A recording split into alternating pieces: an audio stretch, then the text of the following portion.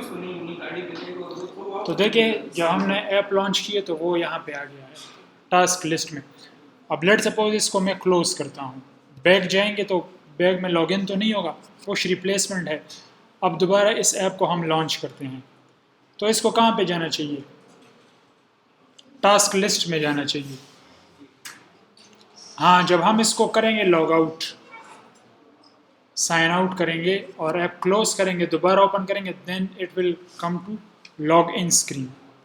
Normally तो sir ऐसे होता है कि आप एक बार लॉग इन हो गए उसके बाद बैक वो दोबारा लॉग इन स्क्रीन में नहीं है, फिर डैशबोर्ड में हाँ, चला जाएगा, इसी तरह। उसका स्टेप और होगा फिर नॉर्मल जो बिहेवियर होता है।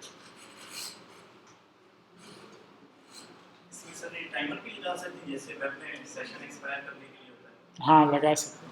ऑटोमेटिकली आप इसको बता सकते हैं कि एक यूज़र अगर खुद लॉग आउट ना हो तो आपने ऑटोमेटिकली कब उसको लॉग आउट करना है, इस तरह हो सकता है इसमें।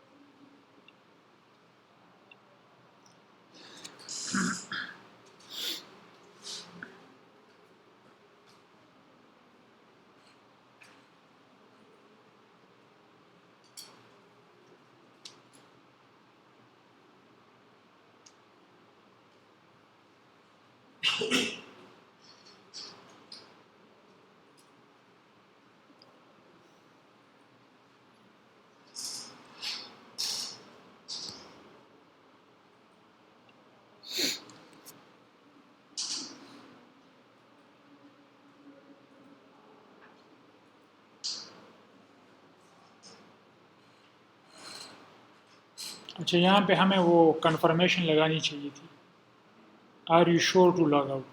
बहरहाल वो आप सोर्स कोड में है। अब अगर इसको मैं क्लोज करूँगा और ऐप को दोबारा लॉन्च करूँगा तो इसको लॉगिन में आना चाहिए क्योंकि हम साइन आउट कर चुके हैं। तो ये वो फ्लो है, ठीक है, जो नॉर्मली हम फॉलो करते हैं।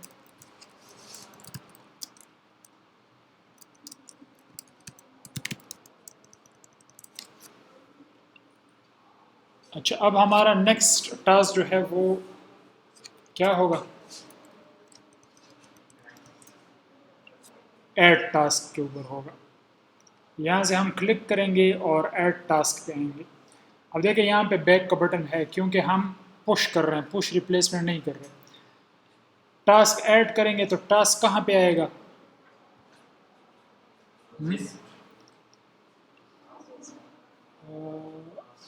फायर स्टोर में आएगा, ठीक है।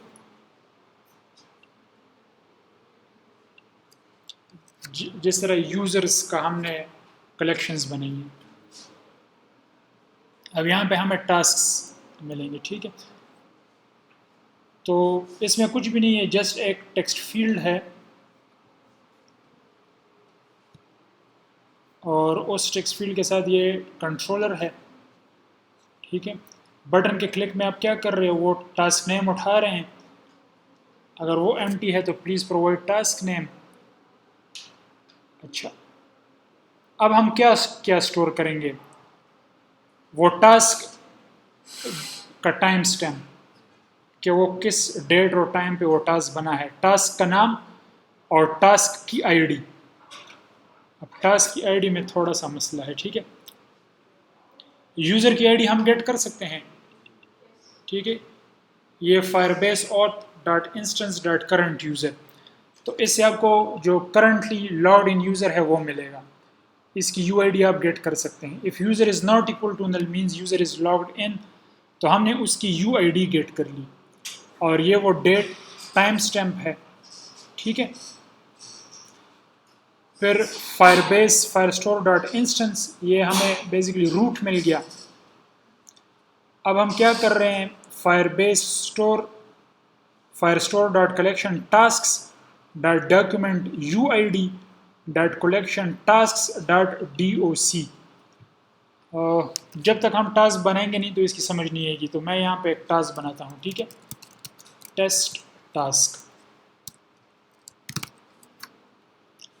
और यहाँ पे भी आप क्या करते हैं, सेट कर रहे हैं, जैसे हमने यूज़र को सेट किया था वहाँ पे की वैल्यू पेयर्स बताते हैं। और इसमें शायद हमने वो प्रोग्रेस डायलॉग नहीं पुट किया। बहरहाल एट द एंड हमें टोस्ट शो होगा कि टास्क एडेड, और यहाँ से हम वापस जाएंगे लिस्ट में, ठीक है। टास्क ऐड हो गया है। अब इसको भी मैं आपको एक्सप्लेन करता हूँ और वहाँ पे जो फायर स्टोर में ऐड हो रहा है वो भी एक्सप्लेन करता हूँ। इसको आप रिफ्रेश करें,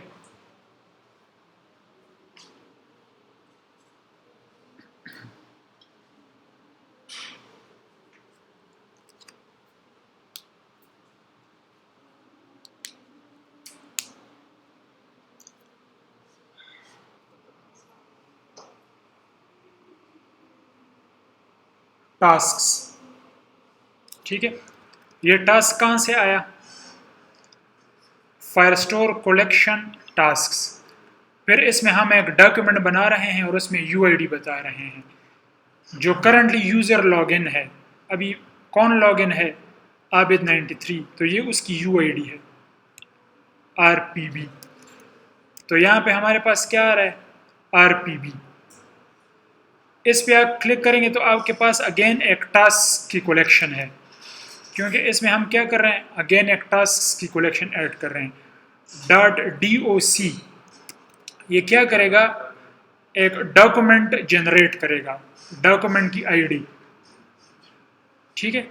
इसको हम स्टोर कर रहे हैं यहाँ पे, ये बेसिकली वो रेफरेंस है, मतलब आप एक लिहाज से यहाँ तक पहुँच गए हैं। अब इसके अंदर हम सेट करेंगे, क्या सेट करेंगे, ये टास्क रेफ की तो समझ आ गई है ना, वो हमने पूरा पाथ बताया है यहाँ तक। इसमें हम सेट कर रहे हैं ये इन्फॉर्मेशन। तो अगर आप इस पर क्लिक करेंगे तो आपको देखिए डेट, टास्क ID और टास्क नेम। ये टास्क ID यहाँ पे इसलिए दे रहे हैं कि इसकी बेसिस पे हम अपडेट और डिलीट करेंगे। समझ आ गई है। अब लेट सपोज अगर आप इसको साइन आउट करते हैं और अलग यूज़र लॉगिन करते हैं, देखिए ये टास्क, लेकिन ये किस यूज़र के हैं, इस यूज़र के, समझ नहीं आई इस बात।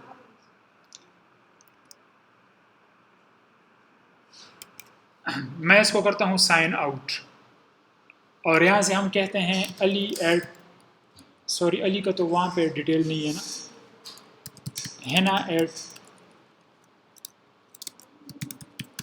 @gmail.com। इसको हमने लॉगिन कर दिया। अब आते हैं हम ऐड टास्क में, लेकिन ये टास्क किसके लिए ऐड होगा, इसकी ID चेक करें क्या है, EWY। तो जब हम यहाँ पर टास्क ऐड करेंगे,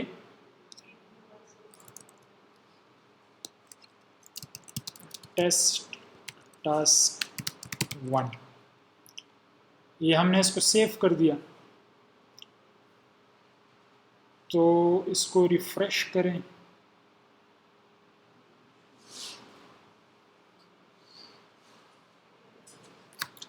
जो टास्क की कलेक्शंस हैं इसमें अभी 2 डॉक्यूमेंट्स होने चाहिए।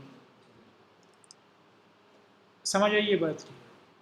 ये EWY जो है ना की UID है वो है, इस पर क्लिक करें, फिर इसकी अलग टास्क कलेक्शन होगी। अब इसका फ़ायदा क्या है, जब हम फेच करेंगे तो हमारे पास यूज़र की ID होगी, हम कहेंगे कि इस यूज़र के तमाम टास्क क्या कर लो, फेच करके लिस्ट में डिस्प्ले करा लो। इसकी समझ आ गई है। अब लेट सपोज यहाँ पे मैं एक और टास्क ऐड करता हूँ इसी यूज़र के लिए,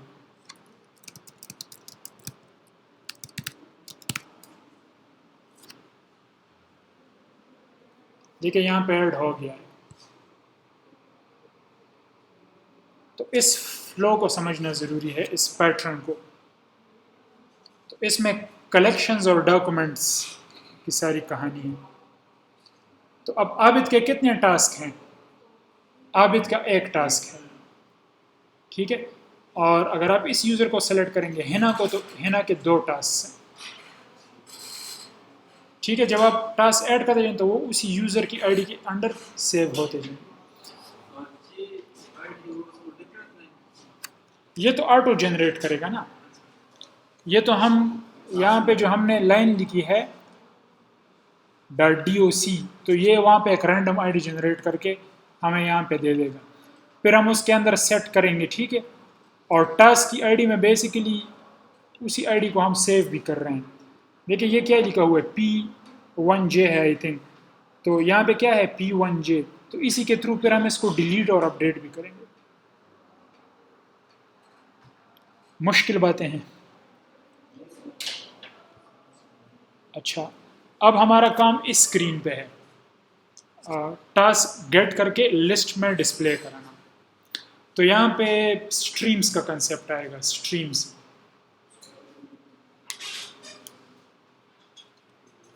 स्ट्रीम्स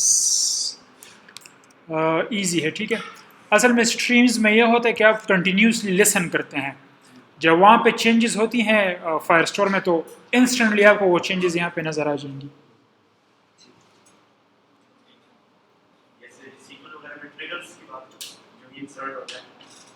हाँ, आप कह सकते हैं जिस तरह जी बिल्कुल बिल्कुल इसी तरह है। जिस तरह ASP.NET में वो कौन सा यूज़ होता है। चले मैं इसको इम्प्लीमेंट करता हूँ, आपको समझ आ जाएगी, ठीक है। टास्क लिस्ट में तो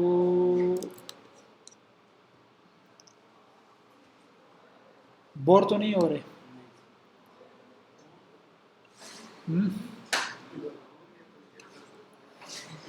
खैर है, फिर चाय शाय पियेंगे तो ठीक हो जाएंगे।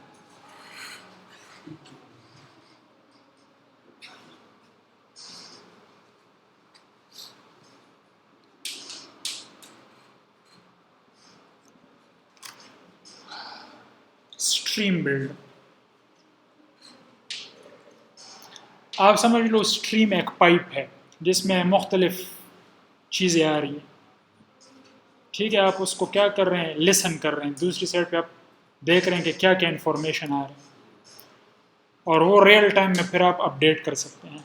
इस पे ज़्यादातर ये चैट ऐप्स बनती हैं, ठीक है। 2 यूज़र कनेक्ट होते हैं, मैसेज करते हैं, इंस्टेंटली आपको स्क्रीन पे वो अपडेट होते रहते हैं। तो यहाँ पे भी आप कह सकते हैं कि ये फ्यूचर बिल्डर की तरह काम करता है। लेकिन फ्यूचर बिल्डर को तो आप बेसिकली ट्रिगर करते हैं ना, जैसे हमने लास्ट उसमें फिर सेट स्टेट किया था।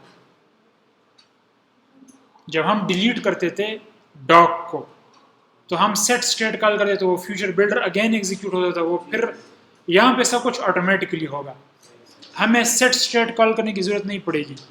जैसे ही वहाँ पे चेंजेस होंगी, क्या कहते हैं अपना फायरस्टोर में, तो यहाँ पे आपको इंस्टेंटली वो नज़र आ जाएंगी खुद ब खुद, ड्यू टू स्ट्रीम बिल्ड। और यहाँ जी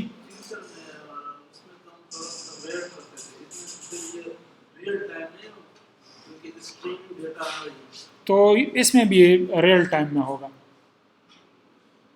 ठीक है। वो इसमें इम्प्लीमेंटेड है, ठीक है।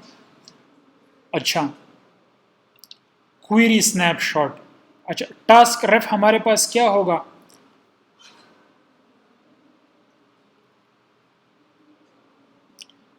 Collection reference.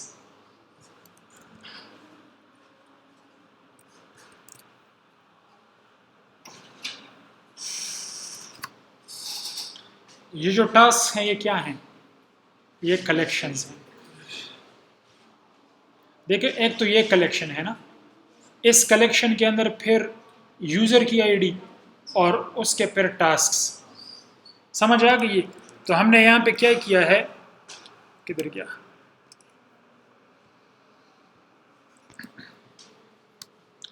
Firebase Firestore dot instance dot collection task, ये वो पहला कलेक्शन। फिर उसमें UID अब यूआईडी कहाँ से आ रहा है? ये जो आपके पास करंट यूज़र लॉगिन है उसकी यूआईडी, फिर टास्क्स। तो आप एक स्पेसिफिक लोकेशन को क्या कर रहे हो? रेफर कर रहे हो, और इसको हम क्या कहते हैं? Collection reference. ठीक है, जब ये स्क्रीन हमारे सामने आएगी तो हम क्या करेंगे? टास्क उठाएंगे। अब कौन से टास्क उठाने हैं उसके लिए आप वो रेफरेंस क्रिएट करते हैं। तो task user ID then again task. समझ आ गई ये बात की? अब यहाँ पे आप क्या कर रहे हो? बॉडी में टास्क रेफ डॉट स्नैपशॉट्स। स्नैपशॉट्स बेसिकली उसके अंदर जितने रिकॉर्ड्स होंगे वो आपको फेच करके देगा।